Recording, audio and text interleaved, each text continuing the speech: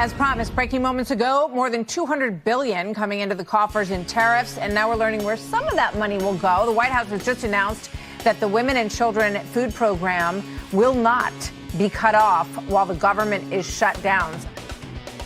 It is the Martha Zoller Show. So that announced last night that some of the tariff money is going to be moved to keep the WIC program going while we're in this government shutdown, which again is another tool for President Trump to use so that he can keep the government going. He can keep the programs going that need to be done while we're negotiating this into this government shutdown. And as promised, in the next segment, I'm going to be giving you a list of senators in red states that are Democrats in red states who you can call.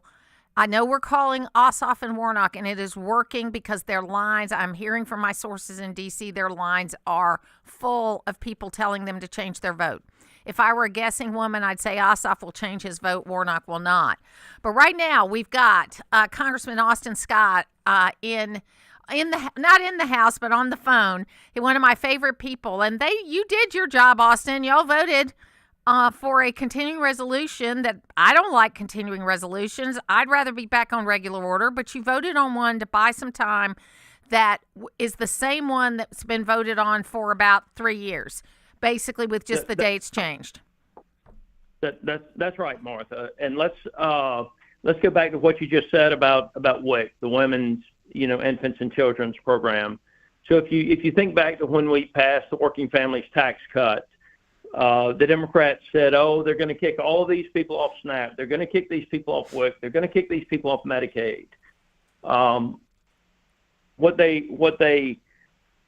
did was they just lied to the American citizens. If you were under the age of 18, you were exempt from the changes. If you were over 65, you were exempt from the changes. If you were disabled, either physically or mentally, you were exempt from the changes. So we had exempted everybody other than able-bodied working-age adults who simply choose not to work from any of the changes that we made. The only way any of the things that they said become true, Martha, is if you shut down the government. And yes, if you shut down the government, then people do lose SNAP benefits if you don't fund the government. And so this is an intentional event that has the potential to become a crisis that has been orchestrated by Chuck Schumer and the Democratic Party. And unfortunately, all of the lies that they told when we were passing the Working Families Tax Cut, if they keep the government shut down, a lot of those things will become true. But they're only true because of what the Democrats have done, not because of what Republicans have done. And so it is it's disingenuous for the Democrats to complain or whine or anything. The president's going to make this. He's going to reduce the pain as much as he can, as you've seen with Women's, Infants, and Children's announcement. I commend him for that. And this is Chuck Schumer doing what Chuck Schumer does. He's a horrible individual. He's scared of AOC running against him in New York, in a primary. And, unfortunately, Georgia's two U.S. senators are voting with Chuck Schumer instead of with Georgia citizens. Well, and it's interesting. I think you were in the state house when Sonny Perdue was governor. And that's right. One of the things he did during the crash was, I remember him came on this show and he said, you can find some money to keep certain things going. And for a period of time, he called it pots of money. There are pots of money all over the place that you can use to be able to keep the things you want to go. Is that similar in the federal government, that this example that Trump is doing with the tariffs is certainly a big example, and it's a new example, but I would assume that if you dig around, you can find some money to keep some things going while these negotiations are going on. You can make some changes, Martha, but the federal government is a huge institution that has a tremendous cost every single day, a cost that we have been trying to get back down to balanced. Remember, we have a multi-trillion-dollar deficit. I mean, the Dems are demanding $1.5 trillion in additional deficit spending to keep the government open. I think this shutdown has more to do with their hatred of President Trump. Absolutely. Than anything, except for I do think Chuck Schumer is seriously worried about his primary. And what scares me for our democracy, Martha, is I simply want the public to know the truth. And so if the public knows the truth, everything's going to be fine. So let me give you a couple of numbers, because John Ossoff specifically is saying, oh, well, I'm trying to keep people's health insurance premiums from doubling. So just factually speaking, Martha, the insurance industry, their rates are going up 20% next year, with or without any action by Congress. There's nothing that we pass that is going to stop them from going up 20%.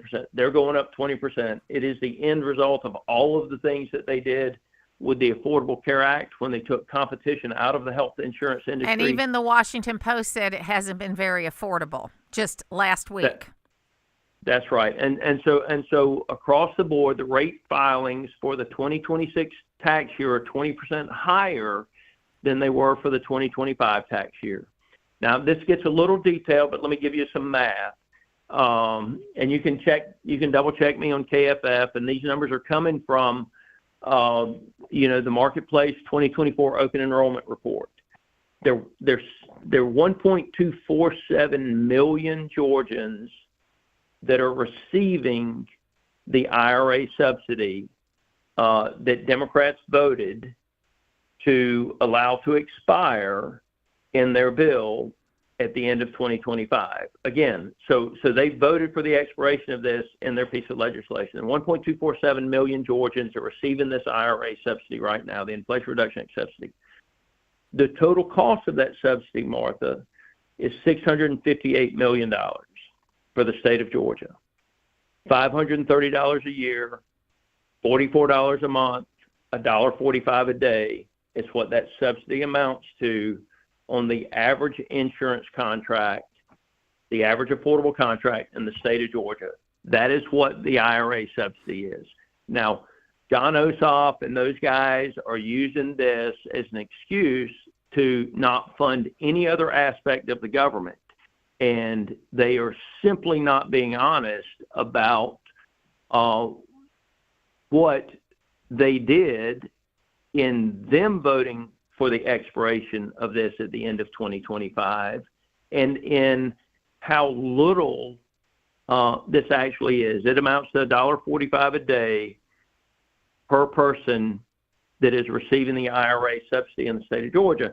And so they're willing to shut down the whole government over this amount of money. Now, 1.247 million people in the state of Georgia receive that subsidy.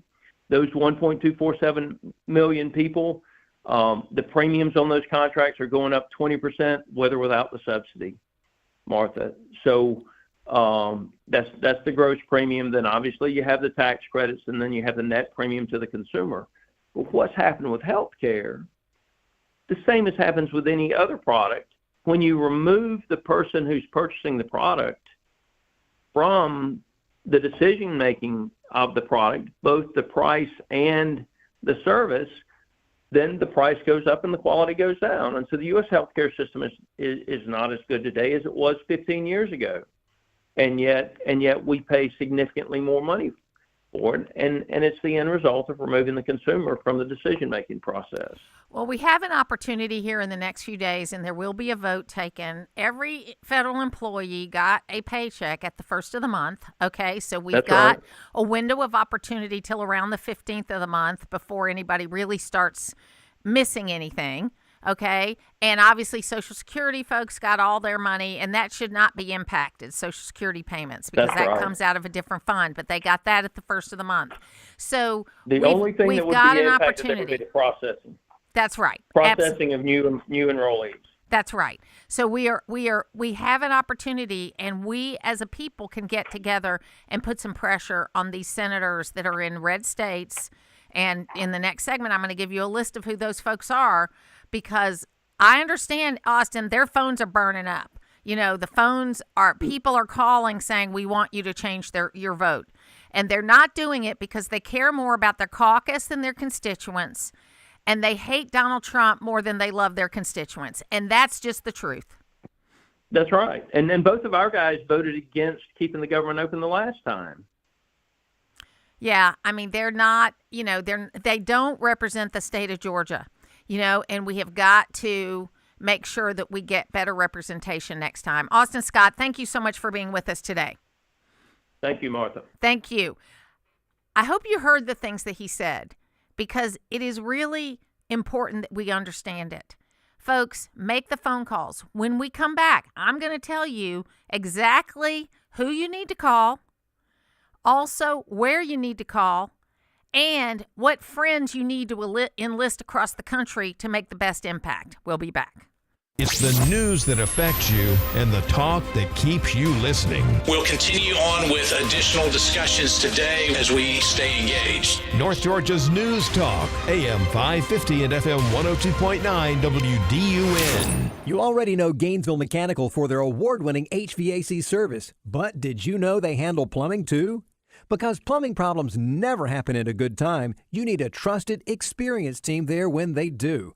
From small leaks to major repairs, Gainesville Mechanical is here for you with 24/7 no overtime rates through their Customer Assurance Maintenance Plan.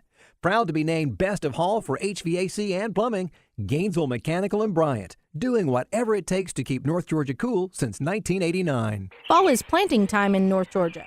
This is Julie from Full Bloom Nursery, and now is the perfect time to plant pansies, perennials, shrubs, and trees.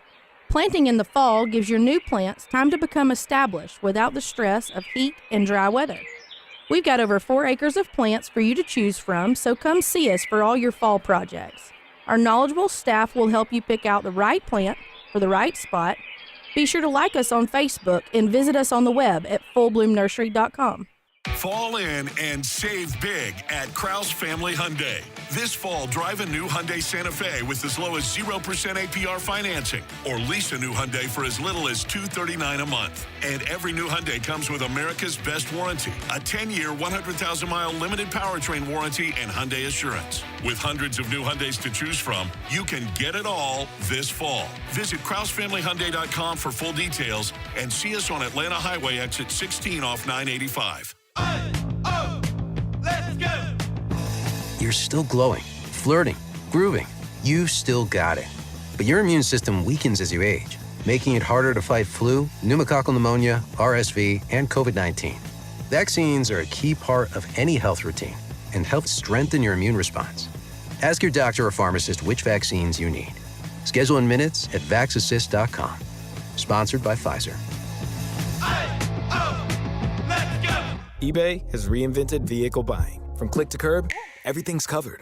Ever try to buy a car online and end up in a parking lot with a stranger and some blind trust? That era is over. Now with Secure Purchase, eBay isn't just where you find your car. It's where you buy it, start to finish. Title, financing, registration, delivery, it's all built in. This is the modern way to buy your next ride on eBay. eBay. Things people love. Secure Purchase is powered by Caramel Dealer Services, LLC, an eBay subsidiary. Always here, always local.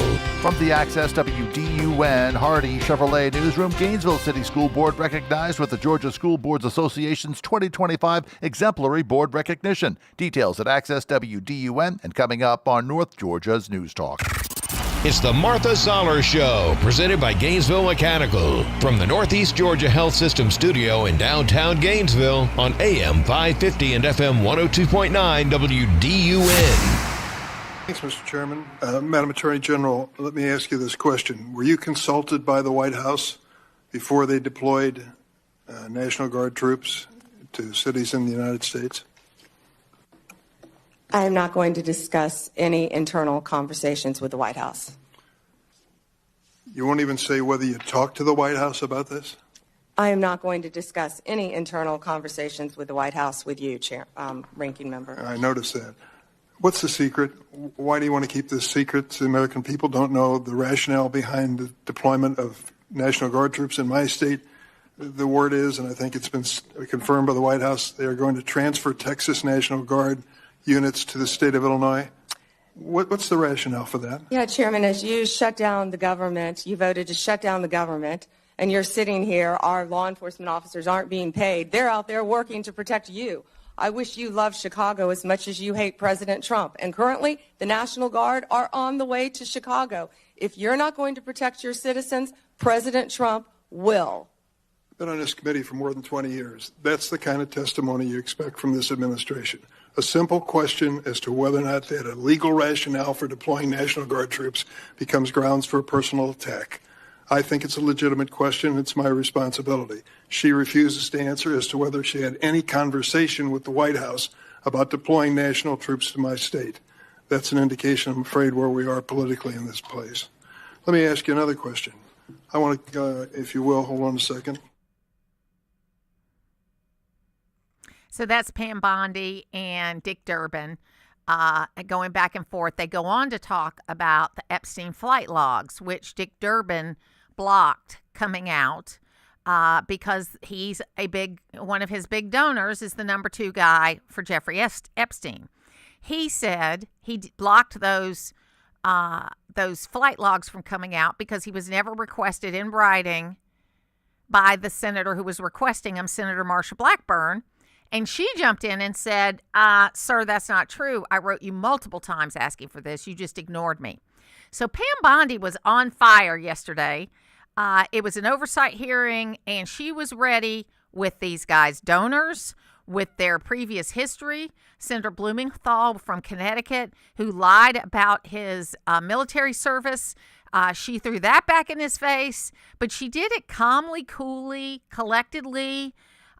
It was an attack kind of thing, but it was done in a very firm way. A lot of people have been criticizing Pam Bondi lately because of some of the cases she's written haven't really held up. Or I shouldn't say she, her department. But boy, she was on fire yesterday. So here, I want to give you this information because this is important. First of all, let me be very clear that we have got to get to regular order on passing a budget. And we're almost there this year. We had 8 out of 12 that were passed. And what they're asking for is some additional time to get there. And I know they've done it 33 times or however many times in the last 44 years. But they're trying to get this done. And I know I'm asking for one more time, okay? And I hate that because I really don't think the government being shut down, I think it teaches a lesson, okay? But I will also say that since Graham-Rudman is when we've had these government shutdowns. Prior to Graham-Rudman in the 90s, we didn't have government shutdowns. The assumption was people were going to act like grown-ups and get the government funded, and they did. Okay, we created this tool of using a government shutdown as a weapon with Graham-Rudman. So we need to address that and how we do regular order. But right now, these are the rules we have. These are the rules we have to follow. So here's what we need. The last vote that was taken was 42-52 with 6 senators, Democratic senators, not voting. And if you assume that maybe those 6 were going to vote yes and reopen the government, that would get us to 58. I think the only reason why they didn't vote is because they're unsure whether they're going to keep the vote the same. So that would bring us to 58. And if we could get Rand Paul around, that would be 59. We would still need 60 to be able to invoke cloture and then do the vote, which would pass easily to reopen the government. All you need is 51 to reopen the government. Okay? But here, I want you to know this. For Senator Ossoff and Senator Warnock, okay, the phone number for Ossoff's office is 470-786-7800. For Senator Warnock, that number is 770-694-7828. Now, if I were a betting woman, I would say Ossoff is probably going to fold and Warnock is not. But these are the local offices, okay? And I'm telling you, you call the local office because those D.C. people don't care. They're going to go work for another senator if their guy doesn't get elected. They're just going to walk across the street and they're going to do it. Okay, they don't care. But if you get the Atlanta office, you get somebody that might have been John Ossoff's babysitter.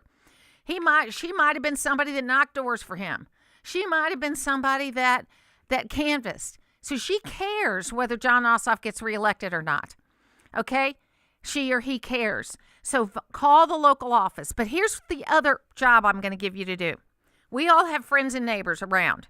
Don't call some other office in some other state because that goes in the circular file. But you've got friends and neighbors around. The states that went for Trump and have Democratic senators were Arizona, Georgia, Michigan, Nevada, Pennsylvania, and Wisconsin. Okay? So here's who you need to be looking at. Senator Gary Peters in Michigan. You need to call his office. Or you need to call your friends in Michigan and tell them to call Gary Peters. You need to call Jackie Rosen in Nevada. You need to call Bob Casey in Pennsylvania. You need to call Tammy Baldwin in Wisconsin. And then you need to work on Kristen Sinema, okay, in Arizona. Again, reach out to your friends and neighbors that you know in these states and get them to call the local offices of their United States senators and tell them to vote to reopen the government. I don't like this whole process. And we need to change it. Okay, we need to change it. But until we do, this is the process we have, and we are making progress. My friends in D.C. and around the country are telling me that the phones of these particular people are lighting up. And then, I've already reached out to my Kentucky family. You got to get Rand Paul back on the right side. Lots more to come right here. We're going to talk to Mike Collins in studio next.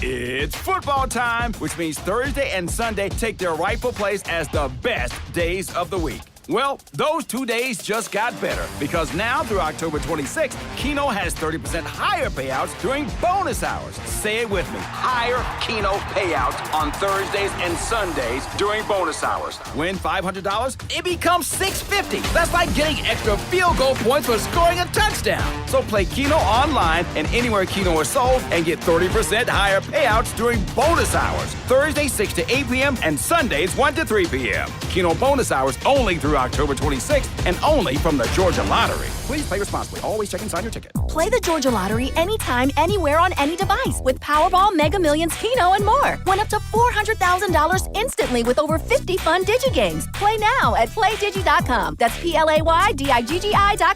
Tune in to WSB Channel 2 for your official Georgia Lottery drawing and check out the Players Club at GALottery.com. Does your office technology slow your team down? Nothing is more frustrating than printers that jam, copiers that won't connect, and service providers that don't follow through. You and your team deserve technology that works. I'm Matt Nick, president of Duplicating Products, and for over 50 years, we've helped North Georgia offices eliminate bottlenecks, reduce downtime, and get reliable support for office technology. Our promise, we do what we say we will do. If you're tired of office equipment headaches, it's time for a change. Visit us today at duplicatingproducts.com. For the playoff contender, Shane was the pain that never went away. Van Gisbergen is going to win the Bank of America Roval 400. Now it's time to roll the dice in the round of 8 as NASCAR heads for Las Vegas for the South Point 400. We'll have it Sunday at 4:30 on North Georgia's home of NASCAR. WDUN Gainesville, WDUN FM Clarksville, Gainesville. Always here, always local. It's 9:30.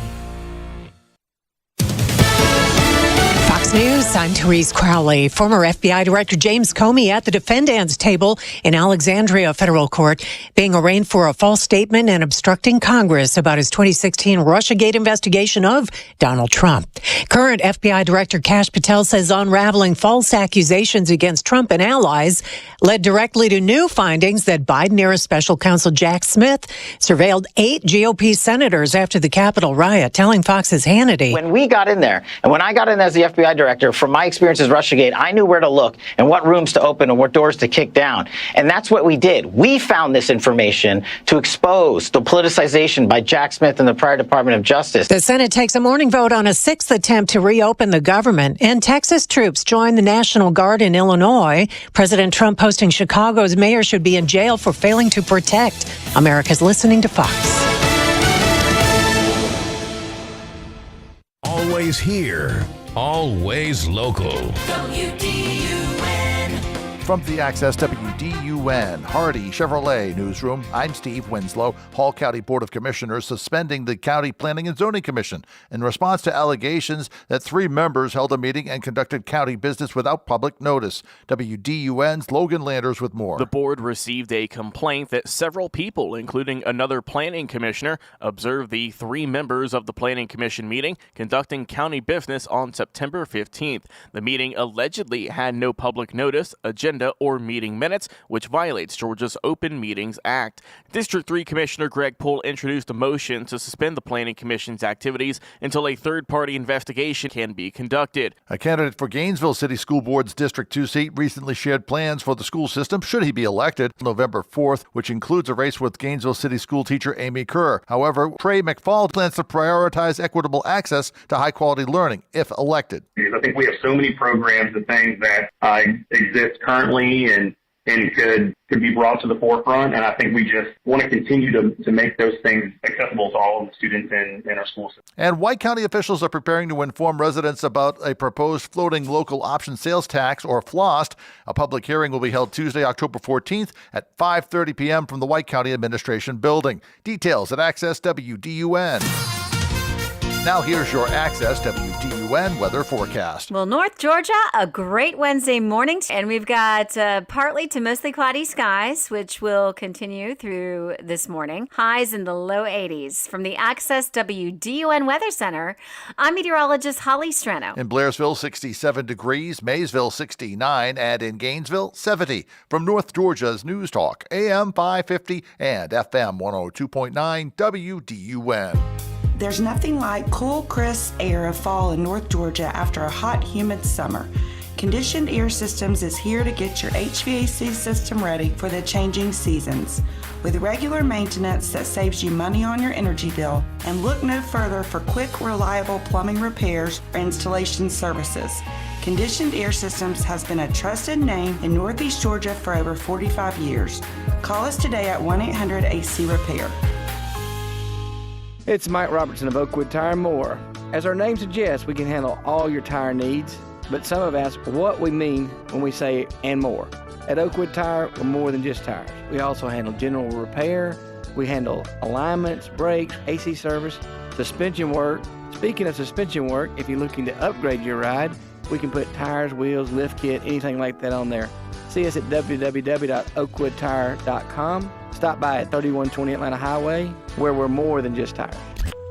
Use the Access WDUN talk and text line, presented by M&R Rental at 770-535-2911, and be part of the conversation. From the Northeast Georgia Health System studio in downtown Gainesville, it's the Martha Zoller Show on AM 550 and FM 102.9 WDUN.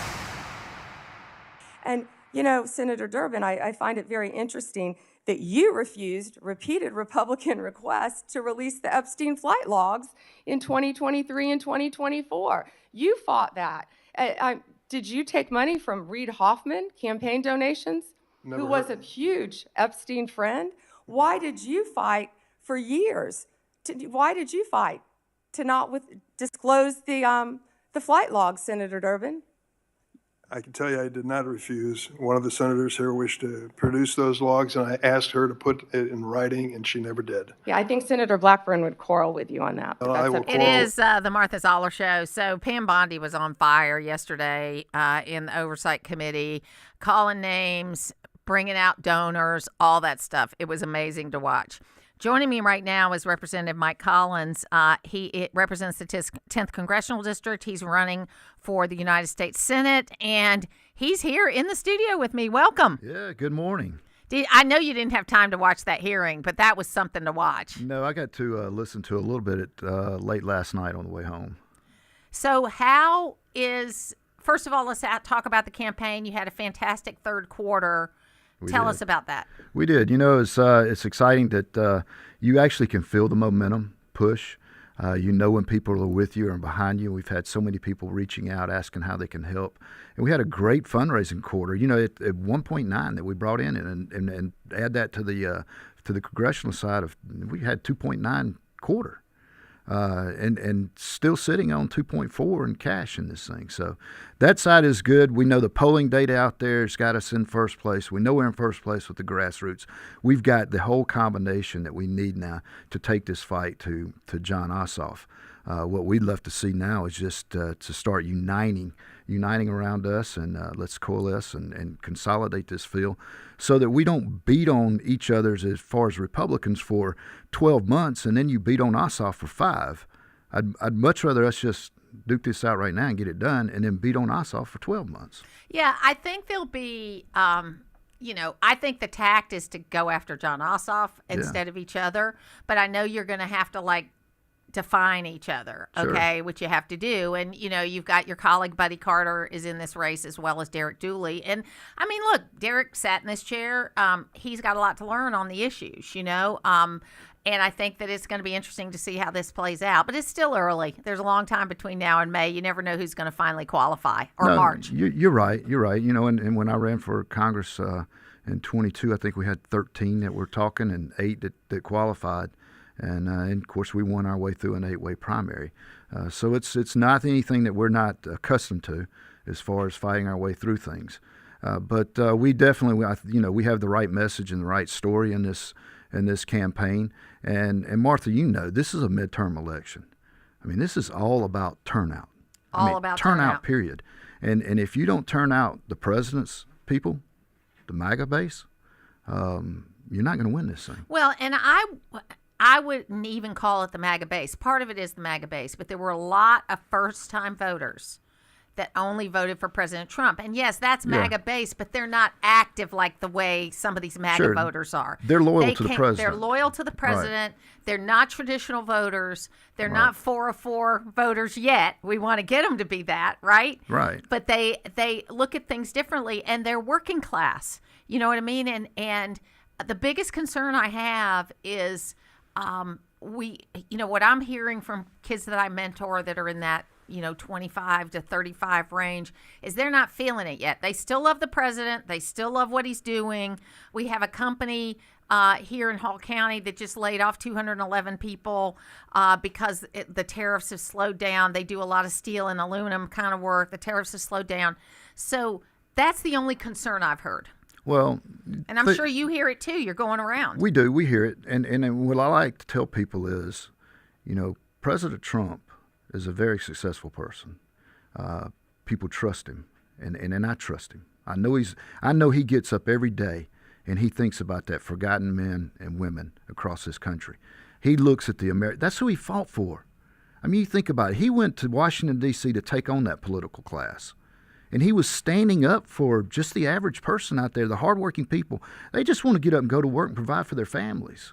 And most of all, they want to be left alone. And when you have somebody that actually thinks that way and puts America first, did we get into this situation in 6 months or 4 years? No. This has been a decades-long program to take us towards a socialistic society. And it's going to take a few months to get this thing back to where it needs to be. But, for a president to step in there, the very first thing you saw fuel prices begin to come down. So you're seeing your food inflation get under control. You're seeing your fuel come down. Get more money in your back pocket. These trade deals, we need to make sure that these companies that have moved overseas have the opportunity to move back home. Or we need the countries that understand that you won't let us import into your country, but you're gonna export into our country. And you're going to tariff us coming in. We've got to stop that. I'm a big free trade person, but it's got to be fair. And is there going to be a little bump? Maybe there's probably going to be some bumps in this road, But at the end of the day, I think by this time next year, man, this place is going to be humming like a sewing machine. And that's where President Trump. If you see him, he's always pounding on Jerome Powell. You got to get those. It's time for those interest rates to be cut. That's right. And I think you're going to see some more cuts this year. But you've got to get it to where the young people, and that's a big part of our campaign. Well, and the other thing is housing. I mean, that's a huge issue. Oh, yeah. I mean, I was walking back from our October 7th memorial last night through what we call Midtown in Gainesville. And there's a lot of apartments that have been built there, but there's still a lot of open space that if you could build a community of 1,500 square foot walkable homes that could be first-time homes for people. I mean, we've got to figure that out, and not become a renting generation. We don't want that. Oh, amen. And here's where I look at that too. You take rental, you take multi-family apartments, one permit. You build those in houses, that's permit after permit. That's right. We've got such a permitting problem in this country that it's actually impeding people from even being able to afford a home in many cases because of the amount of permits that we put on these folks. Average age of the first home purchase is 38 now. Isn't that crazy? In America. That's terrible. I bought my first house at like 22. 22 was my age. Yeah, sure was. And I traded up at about 27, something like that. And then we stepped back. When I decided to stay home with our kids, we sold our house and bought a smaller house. That was the only time in our life we did, but we did that so that I could stay home because we were both, we wanted to save the money. It was more important for me to be able to stay home. And so we went from an $1,100 a month house payment to $400 because we cut way back, and my kids didn't know any different. They still had a great backyard and all that kind of stuff. They just knew I was around. And then we moved where we are now, and we've stayed there. So let's shift gears a little bit and talk about the shutdown. Okay, there's going to be some more votes today. Mm-hmm. The House did its job. Did like 3 weeks ago. Okay, so what's your view? What are you hearing as you go around the state on that? Well, I'm hearing everybody that I talk to out there saying that we need to get back to work. Yes. We've gotten 60% of our appropriation bills over to the Senate. As a matter of fact, the Senate's already gotten them back, so we're ready for conference. And we'll have a conference on those to work out the differences.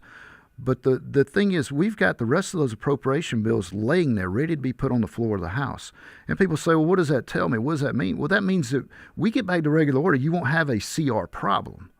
You'll be back to regular order, passing your budget, passing your appropriation bills, and running this country the way you're supposed to. This argument that the Democrats are having has nothing to do with this funding. This is a funding bill. And for them to be cramming in things like health care for illegal aliens and wanting to spend an extra $1.5 trillion to do that or take money away from rural health care hospitals out there like in my district, that's not what this is. This is a CR, clean. There is nothing else in there riding on this thing, no partisan politics. Just the exact same thing that they voted for 13 times. But all of a sudden now, it's not what they want.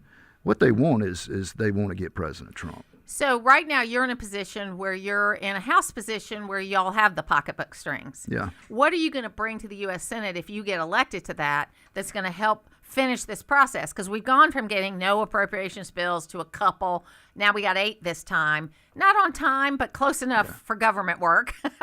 But what are you going to bring to a Senate seat if you're elected? You're going to see a small business person's mentality, for one thing. And I think that's the big difference that we see between myself and Ossoff. And I look forward to sharing that with people. The fact that I've been married for 36 years, and my wife and I started a small business over 30 years ago and been very successful at that. And to be able to show that difference in my values and what we stand up for, and the fact that I've got a record in 2 years of bipartisanship legislation that's been passed, and the fact that he's been there 4 years and hasn't done anything except vote with the California crazies and these New York nutcases up there. And it's funny to me because we have 2 senators that I firmly believe should not have been elected, and not because of any hanky-panky. It's because 400,000 Republicans stayed home in that runoff, okay? And we have nobody but ourselves to blame for this, okay? But he's never run a business, really. He's always had to kowtow to billionaires. Senator Warnock, God bless him, I know he's a church guy, run churches, but he ran very business-like churches, let's just put it that way. And he didn't really understand how business works. Now, he did well with farmers. Warnock did. He did pretty well with farmers, or better than people expected. But neither one of these guys really represent Georgia. They don't even really represent the Atlanta that I know. Okay? No, they don't. It's a one-time thing, and what I always say to my voters out there, get out there and vote, because Georgia doesn't mind turning out one-term senators. We have done that 4 times, 2 Democrats and 2 Republicans in the last 30 years, and we need to do it again. We do, but it all gets back to the same thing. This is a very simple equation here. This is a midterm election. You're going to have, Governor Kemp did it twice. President Trump did it multiple times. You've got to turn out that base. You've got to turn out the people that are the voters that are loyal to President Trump, and we do that. I mean, we've got the right message and the right story to do that. And I was financially helping President Trump before there was even a Pence. I mean, I was beginning with him from the beginning, never wavered off that through thick and thin, through the good and the bad. And even out there, went out in Iowa and New Hampshire and South Carolina and all the rallies here in Georgia. So people understand that I am definitely behind President Trump 100%, even on what we're doing in D.C. And so unless you energize those folks, they're not going to turn out. And you've got to make sure you put the mission here is to beat Jon Ossoff. But in order to do that, you've got to have the right person to go up against Ossoff. And that's where we're feeling. That's why you see that we're number one in polling. That's why you see that we raise more money than anybody else that's running. And that's why you see we've got the grassroots organization out there. I mean, Martha, you think about this. We organized all 159 counties. Nobody else in this campaign running against us. You did it quicker than anybody I've ever seen do it. And I've worked on several statewide campaigns. We did. Nobody else in this running on the Republican ticket was out there with President Trump since day one. Nobody. Everybody in this running right now had the opportunity to do that. Nobody else was out there campaigning across the country for President Trump. I was. And people see that. But unless you make sure that you get the right person over there to run against Ossoff, he's going to go back in. And you're exactly right. You want to knock somebody off, you knock them off that very first time.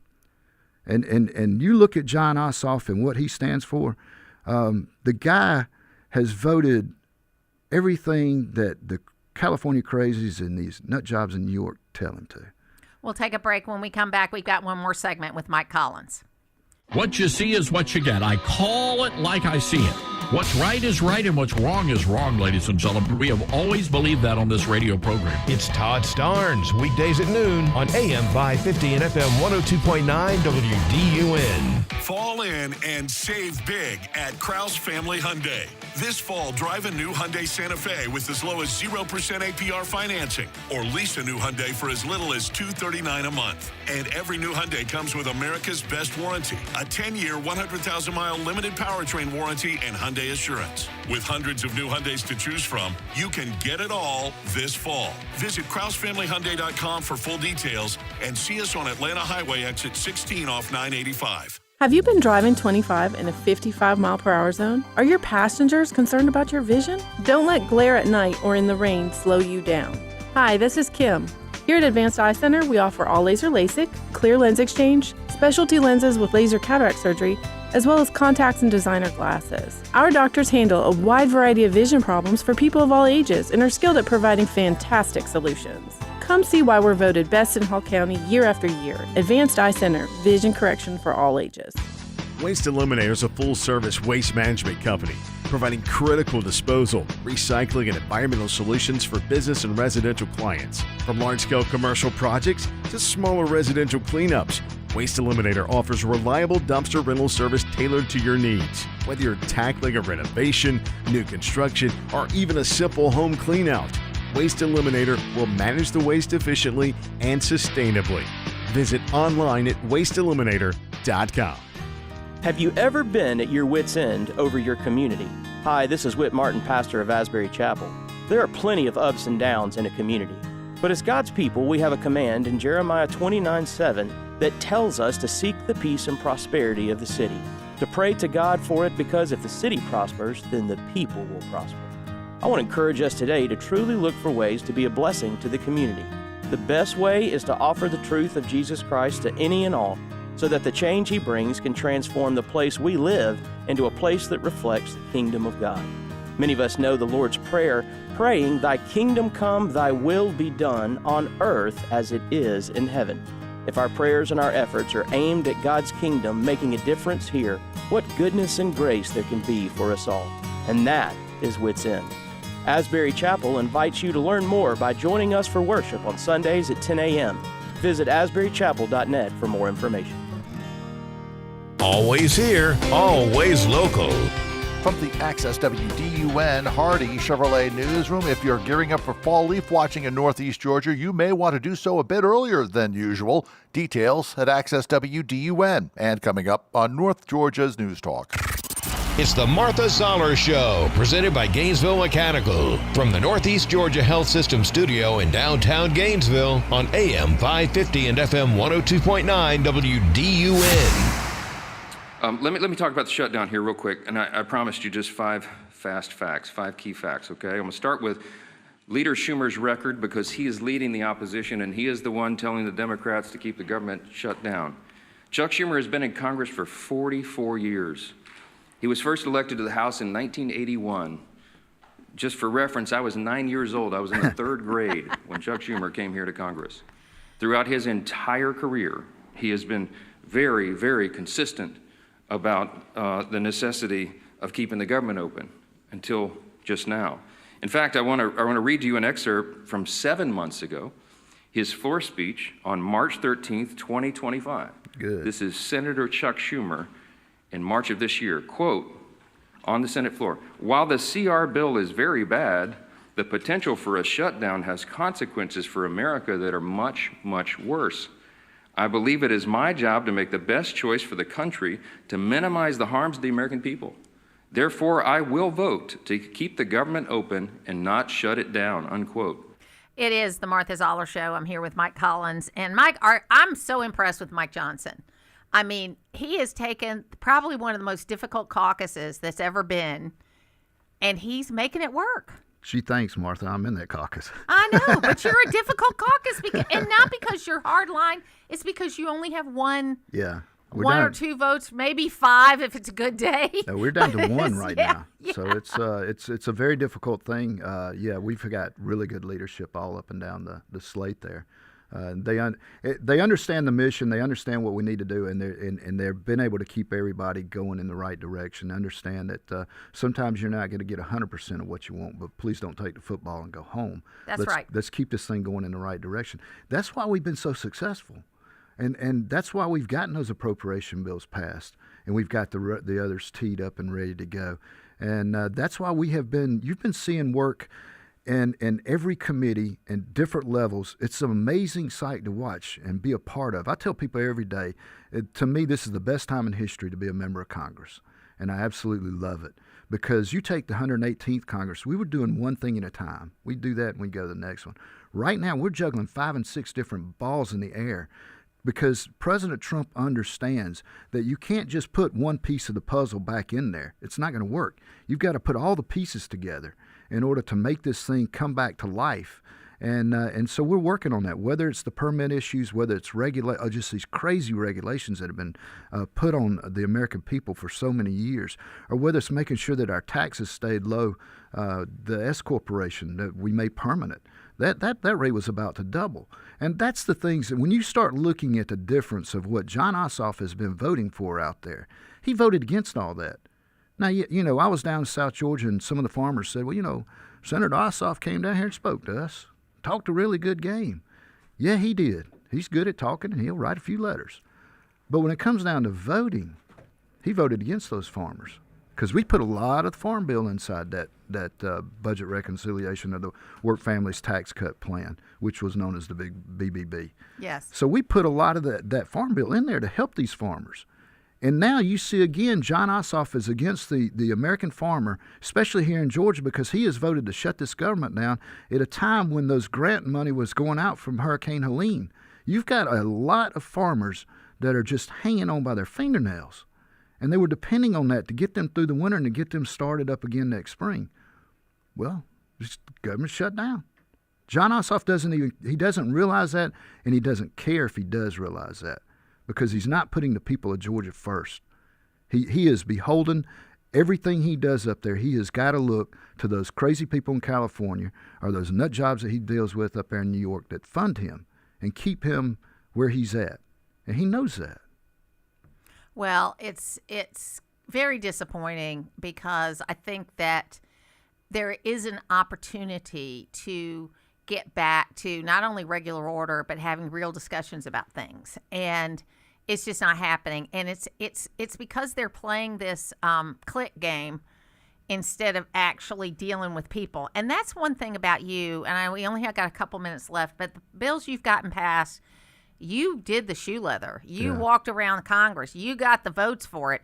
And you had to beg our own senators to vote for these bills. Oh, yeah. You know, and Martha, I mean, we had to bring them dragging and screaming. I mean, Ossoff didn't help any at all in the 118th Congress. He had the opportunity right then to help this family here in Georgia that had horrific death.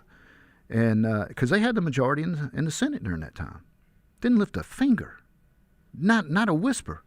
And he was in the state capitol the day that happened. Okay, he was visiting. He had an opportunity to lead on that, and he didn't. And that for me was the big thing. Well, the only thing he led on was keeping the border open so that criminal thugs like Ibarra could come across and commit murder. Absolutely. Mike, if people want to help you, how can they do that? They can check us out at MikeCollinsGA.com. We can help them get in touch with convoy captains. We've got, Martha's crazy, the last time I looked, it was like 415 convoy captains, which is throughout what you're calling them. Yeah. Well, because you're a trucker. I love it. But yeah, and then we can get them signs, we can get them information, we can let them know about events that are going on. It's been amazing the amount of crowds that have been coming out to see us. And like I say, we know we've got the momentum, we've got the push. People see this. Got to have the right message, the right story. We've got that. We've got the right message and story with what we've been able to pass. With just my background, and people know that we're going to be a workforce up there. Mike Collins, thanks for being with me today. Good luck. Thank you, ma'am. We'll be back, and we'll be talking more.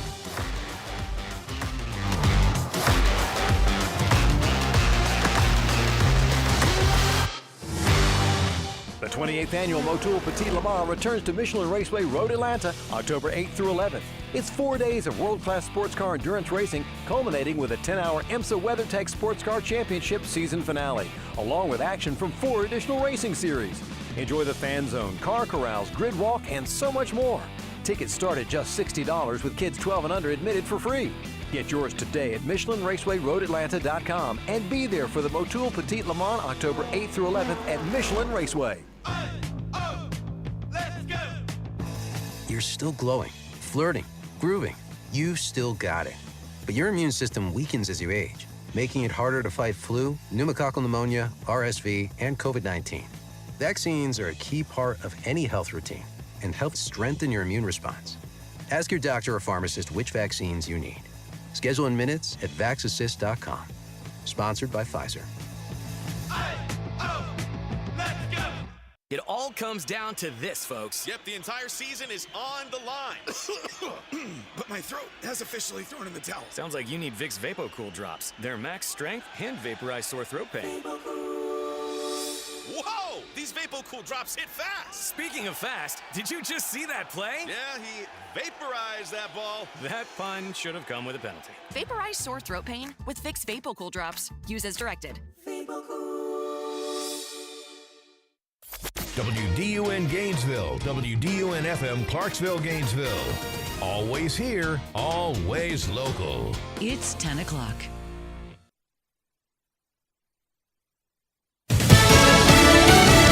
James Comey in federal court.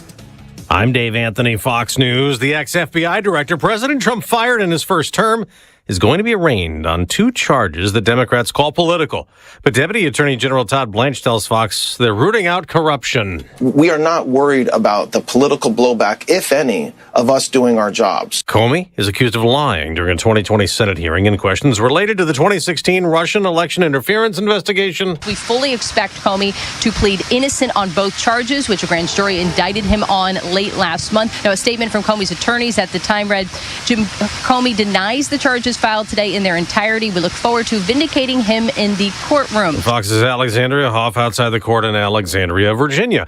President Trump has posted on Truth Social this morning he thinks Chicago's mayor and Illinois' governor, both Democrats, should be jailed for failing to protect ICE officers as National Guard troops sent by Texas's Republican governor get to work in suburban Chicago. To take over securing this ICE facility sometime this week, freeing up federal agents to focus on Operation Midway Blitz, which began began 1 month ago today. So far, close to 1,500 illegal aliens have been arrested as part of that operation, and we are told that ICE still has several thousand more individuals on its target list. Fox's Garrett Tenney. Illinois is challenging the guard deployment in court. The Trump administration has a today deadline to tell the federal judge where the troops will go and what they'll do. The government is shut down for an 8th day, and Fox's Chad Pergram reports from the Capitol. No end in sight, and President Trump is now tinkering with not providing back pay to workers who are off the job. The Senate takes more test votes on government funding plans, but expect the same results. America's listening to Fox News. Always here, always local. From the Access WDUN Hardy Chevrolet Newsroom, I'm Hamilton Keener. 2 men have been indicted by a federal grand jury for allegedly making online threats toward a North Georgia ICE agent and his wife. The U.S. Attorney's Office for the Northern District of Georgia said 41-year-old Frank Andrew Wazut of Tennessee and 63-year-old Anthony Patrick Noto of New York both allegedly left threatening statements on online posts of pictures of the agent and his wife. Wazut was arrested by state authorities in Texas for also allegedly making threats toward Republican lawmakers there, while Noto was arrested by federal authorities. Gainesville-based nonprofit Bloom Enterprises of Georgia has announced the hiring of their new executive director for operations. WDUN's Steve Winslow has the details. Dr. Christina Iyengar brings her extensive education of health advocacy leadership from Capella University, master's degree in public health education from Cal State Northridge, and project management certification from University of North Georgia to her new role with Bloom. A candidate for the Gainesville City School Board's District 2 seat recently shared his plans for the school system should he be elected to the position. A special election will be held in November to fill the seat left vacant by Chris Nordholz, who resigned in June because he moved out of District 2. Trey McFall says he plans to prioritize equitable access to high-quality learning opportunities. I think we have so many programs and things that exist currently and could be brought to the forefront, and I think we just want to continue to make those things accessible to all of the students in our school system. Former Gainesville City school teacher Amy Kerr is also running for that seat. And the Georgia Department of Labor says they're preparing for the worst-case scenario should the government shutdown continue in the weeks ahead. GNN's Rocio Rivera has the details. Officials in Georgia say they're getting ready for an influx of furloughed workers looking for unemployment assistance. But even small business owners like Crystal Reeves, who receive federal grants to operate, tell Atlanta News First they're feeling the effects of the shutdown. Set aside all the politics and just tap into humanity, tap into their humble selves, and look at those who don't have the resources, those who don't have millions of dollars. Furloughed employees can file for unemployment but are considered job attached, which means they don't have to look for new work during the first 6 weeks while waiting for payments to resume. There's more news at Access WDUN. Mark your calendars for a taste of the past and a vision for our future. On Thursday, October 9th, the Northeast Georgia History Center presents Taste of History 2025 at the Gainesville Civic Center. Our theme, Looking Back, Moving Forward, invites you to enjoy lunch, hear a discussion on our local heritage, and take a peek at upcoming History Center projects. To reserve a spot or learn about sponsorships, contact the History Center at negahc.org.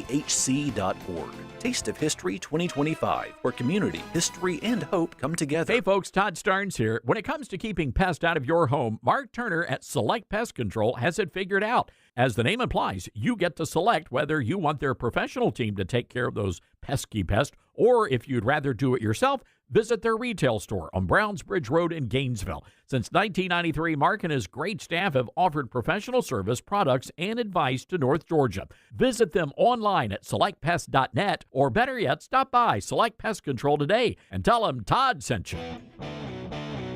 Talking about the issues that affect you most. It's the Martha Zoller Show, presented by Gainesville Mechanical. Now from the Northeast Georgia Health System studio in downtown Gainesville, here's Martha Zoller on AM 550 and FM 102.9 WDUN. Always here, always local. It is the Martha Zoller Show, and I'm going to remind you again later of those Democratic senators that are in states that Republicans won, and how you need to reach out. Number one, you need to call Ossoff and Warnock here because you live in Georgia, and you need to tell them to vote to reopen the government. But you need to get your friends and neighbors in these states, because if you call these states, they're going to throw it in the circular file, okay? But if you have friends and neighbors in Arizona, Michigan, Nevada, Pennsylvania, Wisconsin, then you can get them to call. And I understand from my sources that the phones are blowing up with people saying, open the government back up. And at some point in time, these Democrats in red states are going to have to, understand what they need to do. Anyway, we're going to bring it back closer to home, though, right now. Jeff Pierce is here with me right now, who is head of the Longstreet Society, and I'm so excited to have you here because I'm a history buff. Glad to be here. And Douglas Young is here with us, too, to talk about this issue. And look, I think a lot of people they hear the name General Longstreet, and they know he was probably a Confederate general. They may not even know that, okay? And they see the name Longstreet up on different things. Tell us a little bit about first the Longstreet Society, and then we'll talk a little bit about what you're here for. First of all, Martha, thank you so much for having us here. It's always an honor and a genuine joy to be here. The Longstreet Society is a nonprofit historic preservation organization that Jeff and I are so honored to be on the board of. And it is an organization dedicated to the preservation of the great James Longstreet, who was not just a phenomenal general in the war between the states. He was a great warrior in the Mexican-American War, but also he was incredibly brave and way ahead of his time off the battlefield, because after the war between the states, he was the Confederate general who had the guts and the foresight, and I would say the morality, to come out publicly in favor of full civil rights for all the former slaves. He was a century ahead of his time in that regard. And man, did he ever pay a terrible price for that. He was run out of his own church for that. And in fact, the first Catholic Mass ever held in Gainesville was held in the basement of the Longstreet home on Green Street, which is now the Winter Wellness Center right across from the First Baptist Church. And General Longstreet also was our minister to the Ottoman Empire. He got the Sultan to agree to a U.S. Archaeological expedition to Mount Ararat to try to find Noah's Ark. He was the U.S. Railroads Commissioner. He was a postmaster of Gainesville. I mean, he was quite a Renaissance gentleman. And from 1876 to 1895, General Longstreet ran the premier luxury resort hotel, right, in all of Northeast Georgia, the Piedmont Hotel. And so many major American historic figures came through the Piedmont's doors, people like President Grover Cleveland, a young future president, Woodrow Wilson, Henry Grady of the Atlanta Constitution, for whom the Grady School of Journalism in Athens is named. Uncle Remus Tales author Joel Chandler Harris was there. And we are so excited, Jeff and I and everybody in the Longstreet Society, to announce that after over 6 months of renovation, led by Jeff and his lovely wife, Gayla Pierce, and they've been working nonstop. They have not taken but just 2 days off in the last 6 months. They took off for Easter and one other day. They have totally renovated, completely transformed the Piedmont Hotel Museum, and we're just ecstatic that it's going to open. We're going to have a grand reopening this Saturday from 10 to 2 with Jeff and Gayla giving a presentation on how they oversaw the renovation at 11. It's free, like all of our events at the Hotel Museum are, open to the public, and we're going to have plenty of refreshments. And we're at 827 Maple Street, just a few blocks from the downtown square. And so while people are downtown enjoying the Mule Camp Festival, we encourage everybody to come to the Piedmont. And you can park at the Piedmont, too, if you like. You know, Jeff, I was walking actually from Grove Street Center back over to downtown last night, and there's a lot of open space there still. Is there going to be like a Renaissance around there too? I mean, I think it would be a great opportunity to build some homes and things like that in that area. Well, I think so, and we were really excited to be a part of that kind of rebirth of that part of town. It was it for many years. As you know, it was not the best place. It was the other side of the tracks. It was the other side of the tracks that happened to be on this side of the tracks. Yes. But over the past 10 or 15 years or so, it's really changed, and it's coming back, and we really want to be a part of that. We've done so much there at the museum to make our facility more attractive, to make it more inviting to others who are going to come by, and we're close to everything. But the thing that has blown my mind so much is there are so many people who don't even know that we're down there, but we are kind of tucked into probably the least busy street in the city. It is Maple Street. It's one block. Not a lot there except for us. But we hope to bring back some of that excitement that General Longstreet gave to that part of town. I for years worked with the Beulah Rucker Museum, and one of the great stories was that Mrs. Longstreet was one of the first donors to Beulah Rucker School that she started in around 1903, 1910, in that region of era. And so it showed, the openness to working with African Americans, with black people, with colored people is what they were called back then. And it was incredible work that she did, that she continued for her husband. But I want to go back to, Douglas, one of the things you said about him relating to the Ottoman Empire, because, here we are today still dealing with the same issues that we had around the Ottoman Empire. And here was a guy, 100 years ago, more than 100 years ago, that was dealing with this issue. Exactly. General Longstreet is just the personification of a Renaissance gentleman. I mean, think about it. He was a decorated war hero in not one but two wars for not one but two armies. But he was also quite a statesman. He was a diplomat. He was one of the first Republican leaders in Georgia. He was a great civil rights champion. He also supported women's rights. I think one of the things that really attracted him to his second wife, Helen Dortch Longstreet, is that she was one of the first suffragettes in Georgia, one of the first ladies to get a college degree from what is now Brenau University. And she was the first lady to ever be employed by the state government of Georgia as the state's assistant librarian, and she became the first female assistant to a governor of Georgia, the great educational and civil rights reformer William Atkinson. She would be our state's first major conservation leader. She led the fight to save Tallulah Falls, and the Tallulah Falls trail system is named for her now. She was also the first lady to run for governor of Georgia, and she did it in 1950, running against the popular segregationist Governor Herman Talmadge, Gene's son, and she had the guts to run on a civil rights platform, and she did it at the spry age of 87. And just a few years before that, she was America's oldest Rosie the Riveter, working as a welder at the Bell Bomber Factory, building B-29 bombers in World War II, and she did that in her 80s. So I know that history is challenging because history's written by the victors, right? And you've got to dig a little bit. But I wonder, because there's a story of Longstreet, but I've also read about other Confederate generals and how they lived their lives after the Confederacy. Has there been work done on that where, what did they do? I mean, we know what Robert E. Lee did. He said, go raise your children to be Americans, and he became the president of a university. Washington and Lee. That's right. And we know a lot here about Longstreet, and I'm learning more every day.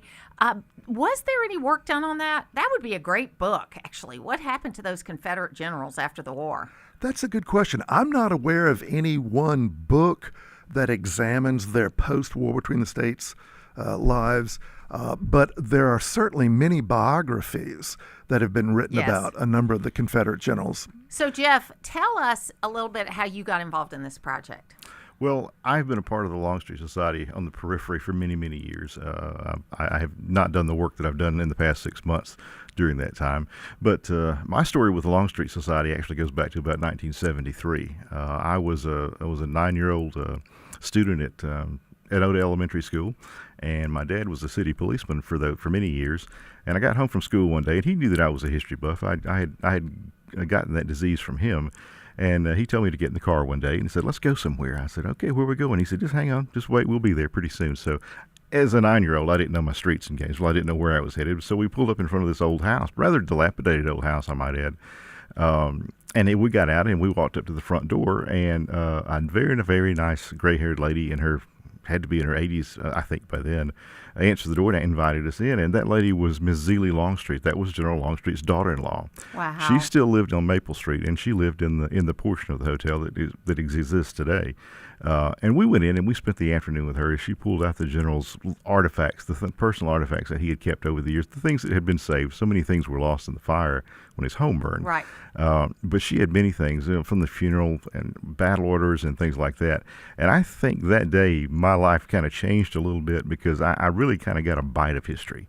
And it satisfied my hunger until now, and I'm able to stand in that very room that I sat that afternoon and look at it and look at what we've turned it back into.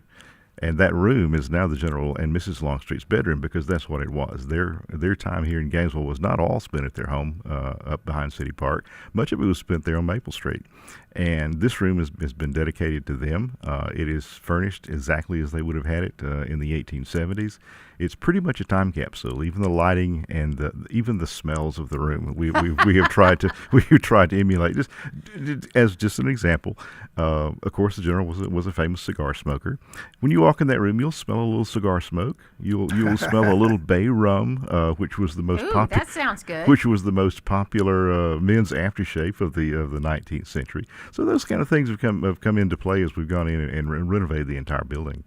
Yeah, I tell you, my husband is a cigar smoker, and there's fewer and fewer places you can do that. In Gainesville, there is a rooftop bar at Bourbon Brothers that's kind of become our little Friday night, date night place that we go to every Friday night, because at that rooftop bar, weather permitting, you can smoke outside. I've often thought that would be a great business, is some kind of cigar club. You know, they used to have one kind of over at Luna's, but then that changed with the rules too. So maybe they could meet in the Longstreet's bedroom every Friday night. That's right. That could be good. Smoke a couple of cigars. So tell people again about this event. Well, the event is our grand opening, or grand reopening. We like to call it. We are too. It's this Saturday from about 10 o'clock till about 2 o'clock in the afternoon. We're going to be open all weekend for all those people who are down on that side of town for Mule Camp. We're only a couple of blocks away. It's an easy walk, and like Douglas said, we have parking. You're welcome to come there and use the facilities and have some refreshments as you make your way to or from Mule Camp. So we're very excited about that. We have been closed completely for 6 months. We are back open now for visitors, for meetings. Of course, the Piedmont is a great venue for any time. Well, and just that history is so important because we went through a time in this country where we were flattening everything and rebuilding stuff, and we weren't keeping stuff because we wanted new, you know, and that's not a bad thing, because Americans tend to look forward and not backward. I think one of our great qualities is that we don't dwell on the past, and we move forward, and we just keep moving forward. Right. But the downside of that, because I firmly believe there's a good and a bad side, you know, to everything, is that we lose some of this history. Yes. And it's good to know these stories because the idea is that all people from a certain age were this way. Well, you know what? It's not true today, and it wasn't true then. Right. You make a life for yourself by, in my view, being involved in your community, raising your children, and having conversations with people. Exactly. That's how you create a life. And to play off something that Douglas said earlier, you know, General Longstreet was not just the Confederate general. He was the ambassador to Turkey. He was the U.S. Railroad Commissioner, which in today's time, that would be a cabinet level position as Secretary of Commerce. Right. But he was also on the Gainesville School Board. So, you know, his service to the community was not just local. It was worldwide. It's so exciting. Well, thank you so much for being with us today. Tell us again when and where, just so if people want to write it down. Sure. We'll have our grand reopening this Saturday, October 11th, from 10 to 2 at the General James Longstreet Piedmont Hotel Museum at 827 Maple Street, just a few blocks from the downtown square, not far at all from Mule Camp. And at 11 a.m., Jeff and his lovely wife, Gayla Pierce, will give their presentation on how they oversaw this amazing renovation project. We'll have refreshments. The event is free and open to everybody, of course. And I'll tell you, Martha, the museum was always great, but those of us on the board got a sneak preview last Thursday, and it was so phenomenal. I mean, it looks just like a beautiful late Victorian era hotel. A couple of our board members actually wept. I mean, they were so moved. And we now, Jeff and Gayla, even got General Longstreet's actual desk. We now have his desk in their bedroom. It's just amazing, all the beautiful historic artifacts that they have gotten. The museum is better than ever. It's always free and open to everyone, and we encourage everyone to join us. Thank you so much for being with us today. Appreciate it very much. Thank you for the hard work, Jeff. I know it was a team effort, but you always need a leader for a team effort. Thank you. Well, thank you very much. Thank you so much. We're going to take a break, and then we'll be back. North Georgia starts its day on Main Street. I start my day with you every morning. It's exactly what we need in the morning. Hit the ground running with Mornings on Main Street with Bill, Steve, and Logan, and start your day with radio worth listening to on North Georgia's News Talk. Hey, it's Chuck Dowdle, and I'm looking for 25 Super Dog fans to go with me May 6th to Iceland with Colette and Peach State Bank and Trust. And here's what we're going to do. We're going to teach them how to call the dogs in Icelandic. We're going to see massive glaciers that sculpt mountains and valleys. We're going to see thundering waterfalls and plunging fjords. We're going to walk on a black volcanic sand beach, relax in the warm, mineral-rich water of the Sky Lagoon. And Colette has us covered, from arranging the flights, meals, hotels, and all the local experiences, allowing us to simply enjoy the journey. So call Colette at 800-581-8942 or visit WDUNtravels.com to learn more. Let me show you the world. Come away with me. Presented by Colette, Peach State Bank and Trust, and WDUN. Go Dogs! Hey, Daddy, what's in a crawl space? That's a good question, Annie. I'm Cody Lovin with Crawl Space Medic. Musty smells, dampness, and sagging insulation means your crawl space or basement might need some attention.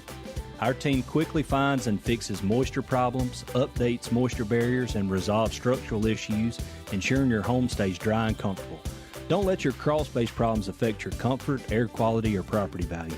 Visit crawlspacemedic.com. A healthy home starts from the ground up. Fall has arrived, and with it, big jobs for your business. From leaf piles growing to debris cleanup, you'll need equipment that can keep up with the work. At Howard Brothers, they've got you covered with a full lineup of Skag street blowers, vacuums, and debris loaders. Some of the most powerful tools in the industry. With Skag, you'll tackle every job with ease and deliver the premium service your customers expect. You demand simply the best, and that's exactly what Skag delivers. Stop by your local Howard Brothers today and gear up for the fall work heading our way. For more than 40 years, Eagle Ranch has provided a community of support for children and families with significant challenges. I'm John Vardaman, a proud Gainesvillian and a longtime friend and supporter of Eagle Ranch. I've watched the ranch grow from a dream to a pillar in our community. It now offers outpatient counseling and a day school alongside its residential program. In all this change, Jesus Christ is still at the center. Learn more at eagleranch.org. Always here, always local. From the Access WDUN Hardy Chevrolet Newsroom, Hall County Commissioners vote to suspend the county's Planning and Zoning Commission over alleged meeting violations in September. Details at Access WDUN and coming up on North Georgia's News Talk. Use the Access WDUN talk and text line, presented by M&R Rental at 770-535-2911, and be part of the conversation. From the Northeast Georgia Health System studio in downtown Gainesville, it's the Martha Zoller Show on AM 550 and FM 102.9 WDUN. Let me ask you something else. There's been public reporting that Jeffrey Epstein showed people photos of President Trump with half-naked young women. Do you know if the FBI found those photographs in their search of Jeffrey Epstein's safe or premises or otherwise? Have you seen any such thing? You know, Senator Whitehouse, you sit here and make salacious remarks, once again trying to slander President Trump left and right, when you're the one who was taking money from one of Epstein's closest confidants, I believe, I could be wrong, correct me, Reid Hoffman, who was with Jeffrey Epstein on multiple occasions. And the senator sitting right next to you tried to block the flight logs from being released. Yet you're grilling me on President Trump and some photograph with Epstein? Come on. The question is, did the FBI find those photographs that have been discussed publicly by a witness who claimed Jeffrey Epstein showed them to him? So it's so interesting because I love this. I love looking at the money, okay? Where these people get their money from. Because they get rich while they're in Congress or the Senate. And I've always been very transparent with you guys. I got money from Dave Bossie, and I got money from Citizens United when I ran for Congress. Other than that, I got money from, I think, Sarah Palin's PAC. I got money from a couple of other things, but I mainly got money from you guys. $10, $15, $25, $100. I had a hard time raising money, quite frankly. There were forces that were keeping me from being able to raise money. They had let people know that, raising money would be a big issue for me, and it was. But I'm always going to be transparent about that kind of thing. You get to be a United States Senator, and to be fair, when it takes 10, 15, 20, 50, $100 million to run for a seat, you can't know where every check comes from. Okay, it's not possible. But you should have people that make sure you don't take money from where you shouldn't take money from. You should make sure about that. Now, want to remind you again that you need to reach out to your own senators, Ossoff and Warnock, to their Atlanta office and tell them to vote to end the government shutdown. Okay? Ossoff's number is 470-786-7800. Warnock's number is 770-694-7828. But the other thing you need to do is reach out to your friends in Arizona, Michigan, Nevada, Pennsylvania, Wisconsin, and let them reach out to their Democratic senators that are in red states that should be voting to end this government shutdown. We'll be back.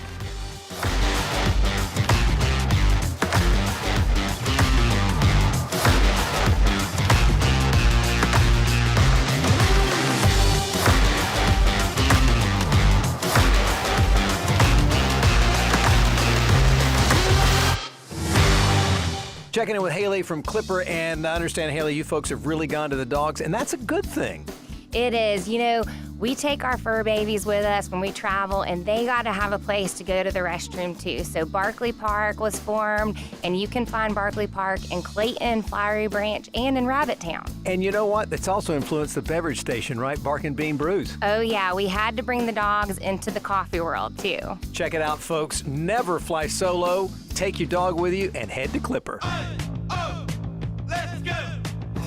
You're still glowing, flirting, grooving. You still got it.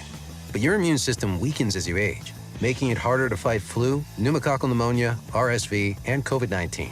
Vaccines are a key part of any health routine and help strengthen your immune response. Ask your doctor or pharmacist which vaccines you need. Schedule in minutes at vaxassist.com. Sponsored by Pfizer. It's Cybersecurity Awareness Month, and LifeLock is here with tips to help protect your identity. Use strong passwords, set up multi-factor authentication on your accounts, report phishing, and update your software on all your devices. And for comprehensive identity protection, LifeLock is your best choice. LifeLock not only alerts you to suspicious uses of your personal information, but also fixes identity theft, guaranteed, or your money back. So stay smart, stay safe, and stay protected with a 30-day free trial at LifeLock.com. Use the promo code BECK. Terms do apply. Tune in to 2 hours of local football fun with the Pick'em Show, coach interviews, game previews, and general mayhem. So join Bo, Caleb, Jeff, and Walker Thursday nights at 6 on AM 550 and FM 102.9. Or video stream them on YouTube at Access WDUN Sports. WDUN Gainesville, WDUN FM Clarksville, Gainesville. Always here, always local. It's 10:30.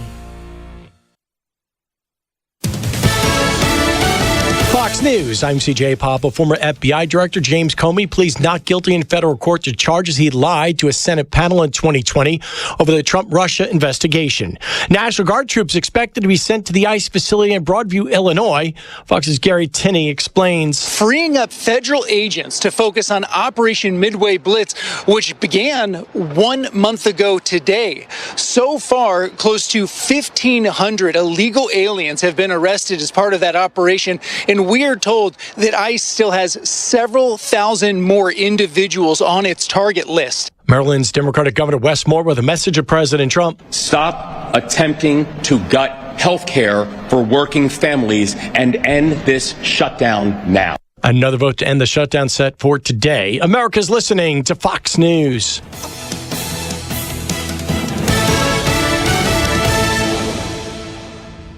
Always here, always local.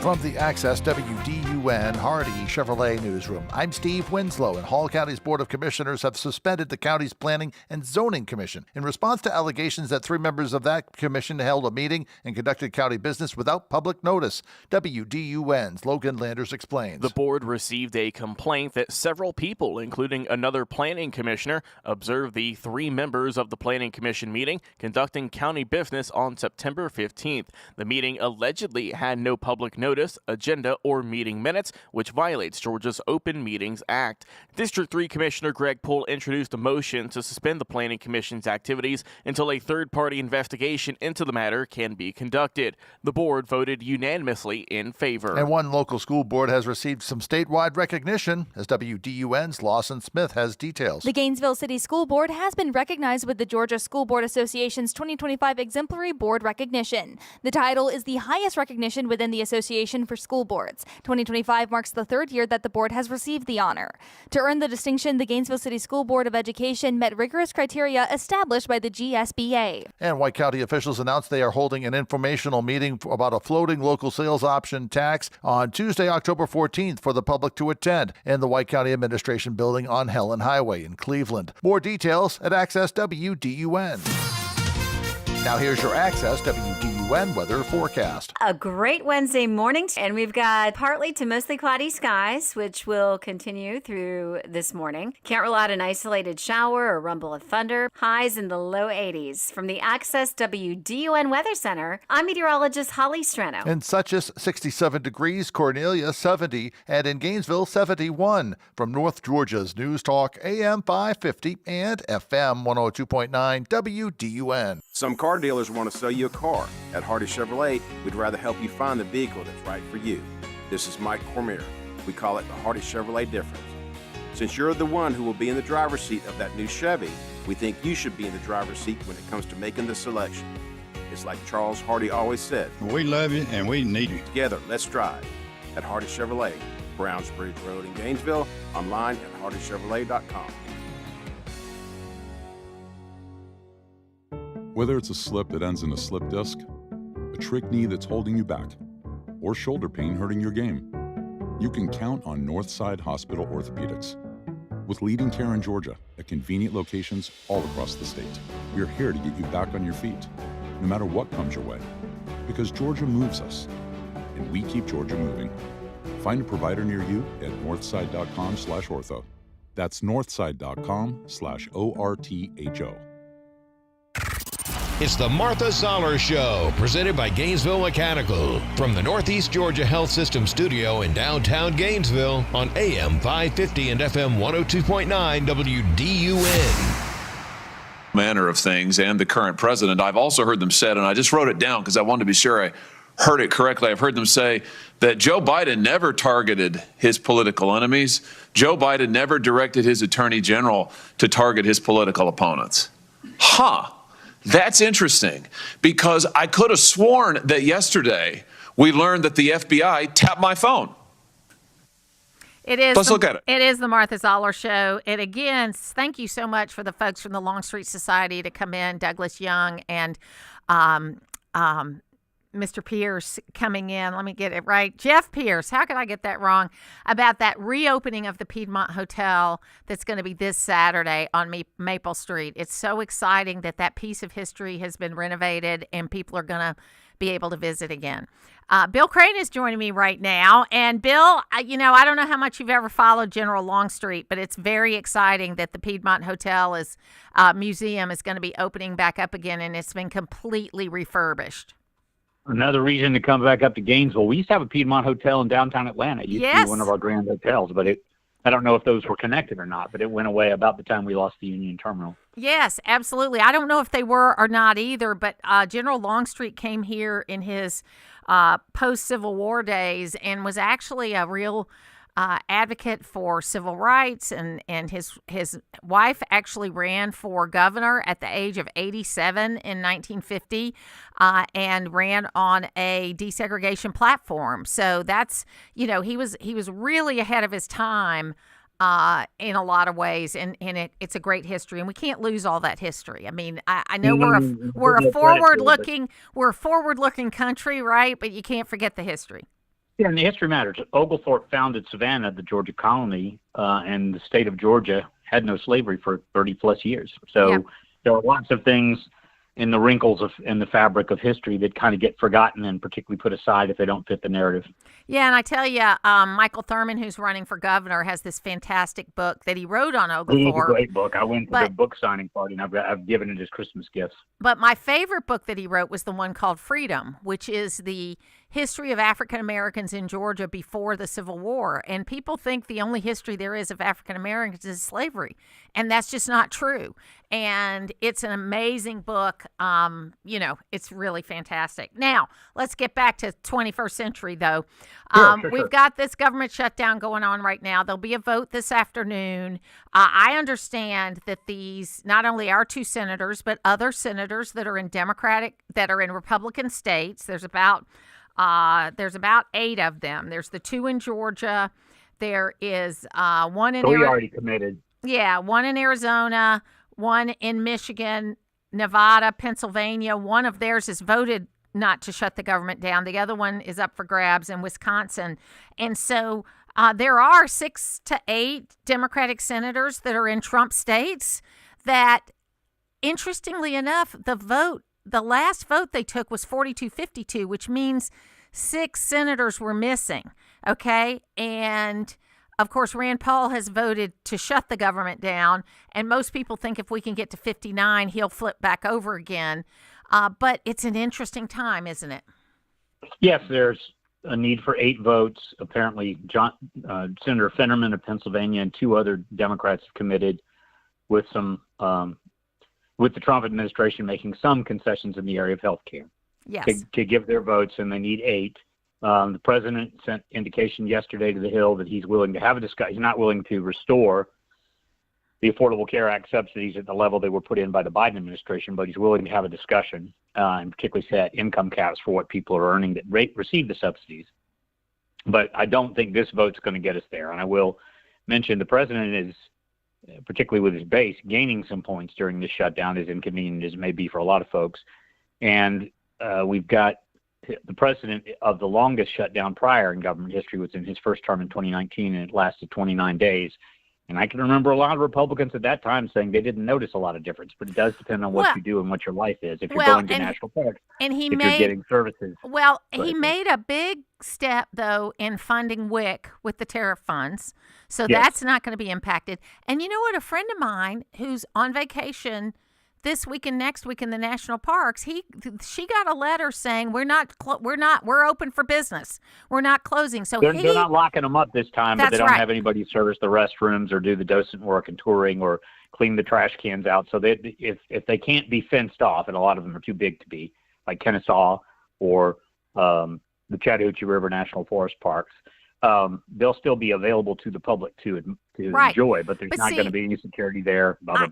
I think that was a huge mistake that Obama made, because Obama, when he had his shutdown, he tried to make it hurt. You know, the things he shut down. Yeah, he closed all the Smithsonian museums in the mall, and it was to make it look like to create pain. That's right. And so I think it's going to be very interesting. It's not going to last 29 days. I've said that everybody got a paycheck on the first of the month. Okay, so we're not talking about anybody doing without anything financially until the 15th of the month. Okay, so there's an opportunity in the next 5, 6, 7 days, because what I'm hearing, Bill, is that that people are calling their senators saying they want them to vote to open the government up. Democratic senators, Republican senators.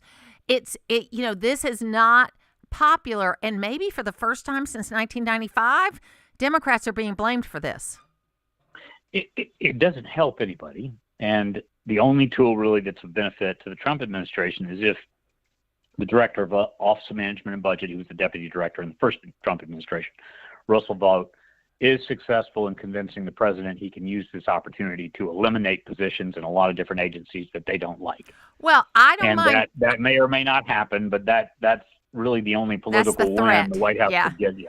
So I sent a text to John Ossoff, who I generally go through channels when I deal with him or anybody. I don't like to go around people, but I sent one directly to him on the first day, and I have not heard back from him, which does not surprise me. But I said, John, you need to vote to keep the government open, because if what you say about Donald Trump is true, which I don't believe is true, but if you believe what you say about Donald Trump, then you are giving him the power you say you don't want him to have. Right, you're ceding to the executive branch basically, spending authority. Yes, absolutely. So it really means that they don't believe what they say, and I don't mean John specifically, but they really don't believe he's a tyrant. If he was a tyrant, if he was a Hitler, if he was an authoritarian, you wouldn't say, "Oh, but if you give us this money over here, we'll agree with what you want." Okay, if you really believed that, you wouldn't negotiate. Yeah, I actually think that Senator Ossoff is probably going to be among that 8, in part because he wants to appear somewhat centrist. I agree. If I were a betting woman, Warnock will stay firm and stay a no, and Ossoff's going to fold at some point in time. I would agree. Yeah, I think that's true. But then the other senators around that are in these states, and tell me what you know about these guys, maybe not, maybe you don't know. Kristen Sinema, while she is an independent, she is from Arizona. And she has worked with Republicans before. Senator Gary Peters is a Democrat in Michigan. Jackie Rosen is a Democrat in Nevada that went for Trump. Bob Casey, his co-senator, has already gone to keep the government open. And then Tammy Baldwin. So there's 5 or 6. And then what I'm hearing is if they get to 59, then Rand Paul will come back over. That's what I'm hearing. Kristen Sinema's election was too close if she wants to stay in the Senate, and Nevada is very much is a purple state. So those two, I would think, are reasonably safe to think that there'll be a price point and they'll come back over. The other thing I'd kind of look ahead to the 26 midterms. The way the Republican deal is cut in the bill that came over from the House, they're only extending this for 7 weeks. Right. So right around Thanksgiving, we'll be doing this all over again. So the Democrats really don't have a great deal it's to really lose dumb. here because Yeah. they'll be back at the table. But also, there's already 8 appropriation bills that have been passed by the House and the Senate that would go to conference committee. They're closer to regular order than they've been. They just needed some extra time to do real it. budget bills. Yeah. When Mike Johnson became Speaker, and of course this is before the president was reelected, part of his messaging to the House was, instead of trying to take all of this up in a multi-trillion-dollar omnibus bill, we're going to break the budget up into chunks: social spending, military spending, that are digestible and that the members will read. And that to me made a whole lot of sense. And then of course we came in with the president and he wanted the big, beautiful bill, so a lot of items of his agenda could be handled all at once. And he is taking advantage of the 2 continuing resolution budgets he can do. But I would like to see us actually go back to hearings and a real budget, which I don't think we've had since 1996. Long time. Like the last 4 years of the Clinton administration, we were pretty good. I mean, we passed balanced budgets. We did fine. And had one surplus or two surpluses because of the growth in the economy from the internet. So as we look at the third quarter numbers that just came out on our local elections or our state elections, anything pop out to you? Job numbers are getting softer. Now, I don't know how much of that is automation and AI and how much of that is the uncertainty of tariffs and everything else causing employers to hold. They're not dropping to, recessionary levels. It's not anything that like, but hiring is kind of in stasis. We're not growing. We're not shrinking. Those are usually early indicators of a slowdown. And then October 14th is the beginning of early voting for municipal elections and the 2 Public Service Commission elections. Any thoughts or any big ones you're watching on that? A lot of mayor's races yes. Around the state. I had moderated a panel last night of candidates for the Atlanta Public School Board. There are 9 seats on that board. 4 of them are up, so roughly half of the board. They have a $1.8 billion budget. Yeah. But not every candidate came. I think 3 candidates of 13 weren't there. But my point was there were less than 100 people in that room. And if you do the math on 13 people plus their campaign staff and some family members. So I am concerned about, because there's so much attention at the national level, that no one's paying attention to these local races in a large measure. Yeah, and we cannot lose these public service commission seats. I mean, I am supporting both Fitz Johnson and Tim Echols, and we don't we're doing such good work on the energy side and making Georgia not only have great sources of energy, but managing all these data centers and all these things that are coming in. I don't want to see a big upheaval there. I think Commissioner Echols is safe. I know less about the special election in the other seat, but I think probably the way the voting trends are in Georgia, that both of those seats will stay Republican. Absolutely. Bill Crane, thank you so much for being with me today. Take care. Thank you. We'll take a break, and then we'll be back. Everyone has an opinion. Thank you very much for allowing average Americans to voice their opinion. We have the platform. Join the discussion on the Martha Zoller Show weekdays at 9 on North Georgia's News Talk, AM 550 and FM 102.9 WDUN. Have you ever been at your wit's end over conflict? Hi, this is Whit Martin, pastor of Asbury Chapel. You may have heard it said, misery loves company. But what if we were able to leave misery alone and join company that brings joy and peace? I'm talking about company that is family, the family of God. The Bible says in Matthew 5:9, "Blessed are the peacemakers, for they will be called children of God." God's children make peace by first introducing others to God, the Father of this joyful family called the church, and then by bringing peace to those around them. Just as God made peace with sinners so that they can know and have salvation, so God's children are about the same business. What a world this can be if we will be about the business of making peace. And that is Wit's End. Asbury Chapel invites you to learn more by joining us for worship at 758 Main Street on Sundays at 10 a.m. Visit asburychapel.net for more. This is Chelsea Hogan, and I'm excited to announce that Laura Chastain and I have partnered to form the CHI Insurance Agency. While our name is new, our commitment to offer personalized health care and Medicare insurance policies remain the same. Medicare annual enrollment starts October the 15th. Book your appointment now to get the coverage that's right for you. To find out more and set up your appointment, visit thechiagency.com. That's thechiagency.com. The CHI Agency in Gainesville and Cleveland. Hey, I'm Mike Slater. My dad passed away at the age of 63. It's out of nowhere.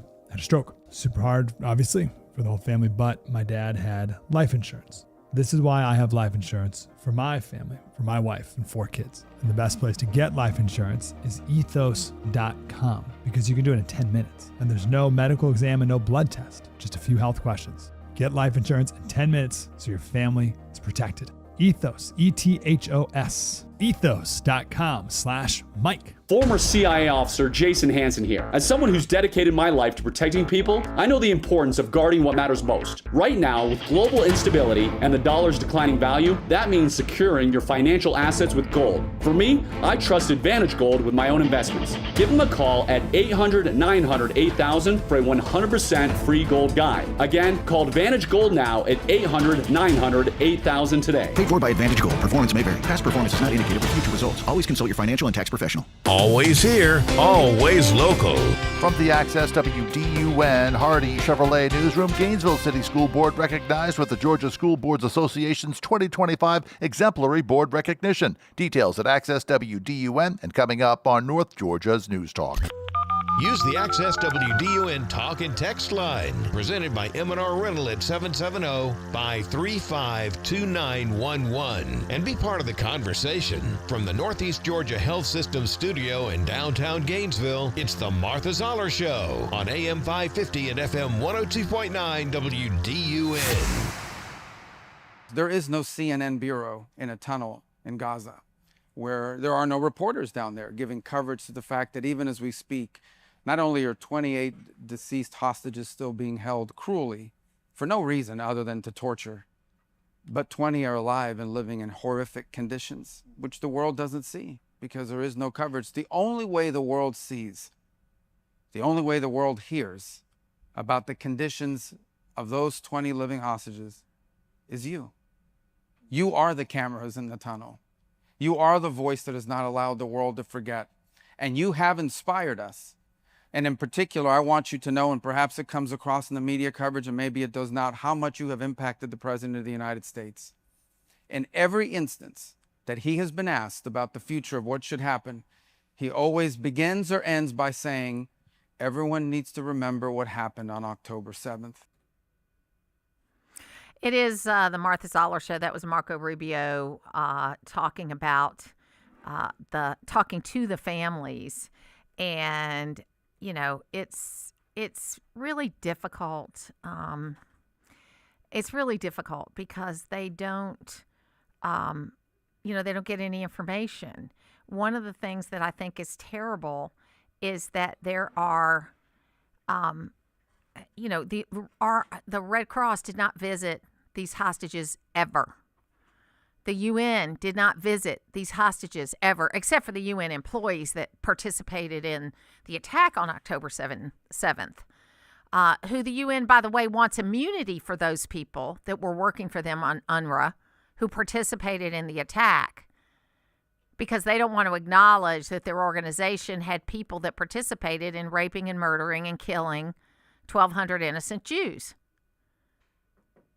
I watched a documentary last night that was a kind of a real-time view. It was shot as if it was really happening about October 7th, about a Jewish girl and a Bedouin man who found themselves under a tree together, and they didn't really trust each other, okay, because, she figured out that he was Muslim and Arabic, and she was Jewish, and he kept referring when he was on the phone to his family, I'm with this Jewish woman.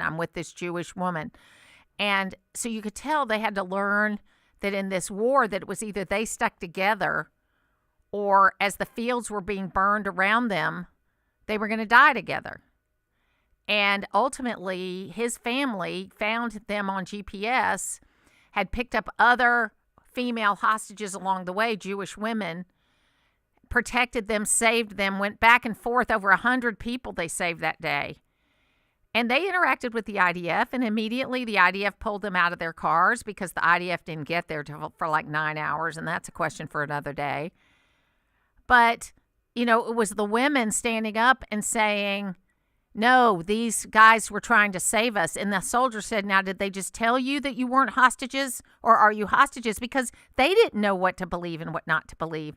And she said, no, they've helped us. And so they allowed them to pass. But it was literally a fog of war. It was a fog of war because everything was burning around them after hours of rocket fire. I mean, I can't even imagine how you make decisions on what you're going to do in a situation like that. And there's roughly, 500,000 Christians that have been killed in Africa. There's a lot of bad things that are going on around the world, okay? And for whatever reason, they don't seem to care about these Jewish hostages. I mean, I do, and I think a lot of you do. But the world organizations like the Red Cross, the Red Crescent, the UN, I haven't heard them speak about the hostages. In fact, most of the UN members walked out when people were speaking about the hostages. So, folks, we need to stay focused. We need to understand. We need to be reasonable about how we're talking about this, and we need to pray for peace. And I'm going to close this discussion with this question. Why are the pro-Palestinian, pro-Hamas protesters protesting against this peace deal? You would think they would be cheering this peace deal, but they're not. And they're being more emboldened with the things they're saying about wanting to take over the entire country. They were in Times Square yesterday saying that they want to take over the entire country, our country. There are no boundaries. There is only the land that Allah owns. Okay, and we need to be aware that they're getting emboldened by the fact that even though our government or the local government, as well as the UK government, said, please don't protest on October 7th against Israel, they did it anyway. And Mondami could not even say that what happened on October 7th, he just called it that day. That day, things happened. It's kind of like, what's her name from Michigan, Ilhan Omar. Some people did some bad things. Folks, those people should not be in office. And I'm going to say those people. They shouldn't be in office. And the people that elect them to office should be ashamed of themselves and and they get what they deserve. Now, I'm going to finish with something I hope a little lighter than that. So I've been trying to figure out about this Bad Bunny thing. All right. And Bad Bunny's not like a mutant bunny. You know, remember that happened a few years ago. This is like an artist who's the #1 Latin artist in the world. I don't care. I'm not the demo. Okay. But if I were going to perform at the biggest event in the world, I wouldn't try to alienate people by saying you better learn Spanish if you want to have any fun watching my show. Okay. We've had plenty of shows in the Super Bowl that have been in Spanish and English. Plenty of them. And they were great and entertaining. So first of all, if I watch the Super Bowl, I'll be getting snacks and talking to my friends and doing all those kinds of things. I'll only be at a Super Bowl party if I watch the Super Bowl. But I just think about this. If you're going to perform at the biggest entertainment event of the year, wouldn't you want more people to watch you, not less people? Shouldn't we take the kind of Michael Jordan tact that people I don't like, I'm paraphrasing, buy sneakers too? I don't understand the concept, but maybe we'll figure it out between now and then. Lots more to come right here on WDUN. We want you to stay with us throughout the